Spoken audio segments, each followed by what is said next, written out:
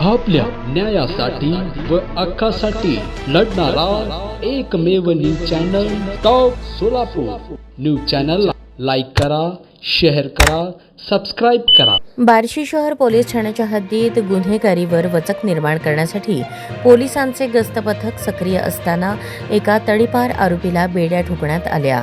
अखिल इब्राहिम सय्यद राहणार सुभाषनगर बार्शी असे ताब्यात घेण्यात आलेल्या आरोपीचे नाव असून त्याच्यावर शहर पोलीस ठाण्यात गुन्हा दाखल करण्यात आला आहे।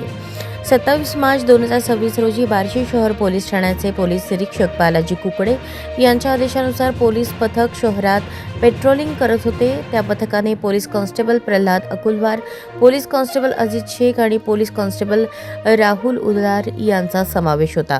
पेट्रोलिंग दरम्यान एका गोपनीय बातमीदाराकडून पोलिसांना खात्रीशीर माहिती मिळाली की बार्शी शहरातून तडीपार करण्यात आलेला इसम अखिल इब्राहिम सय्यद हा सध्या सुभाषनगर येथे त्याच्या राहत्या घरासमोर फिरत आहे। मिळालेल्या माहितीनुसार शहानिशा करण्यासाठी पोलीस पथकाने तात्काळ सुभाषनगर परिसरात धाव घेतली। यावेळी अखिल सय्यद हा आपल्या घरासमोरच मिळून आला।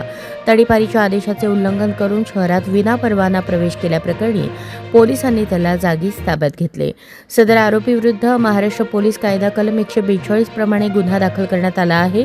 या प्रकरणाचा पुढील तपास पोलीस कॉन्स्टेबल बहिरे हे करत आहेत। बार्शी पोलिसांच्या या तत्पर कारवाईमुळे गुन्हेगारांमध्ये चांगलीच खळबळ माजली आहे।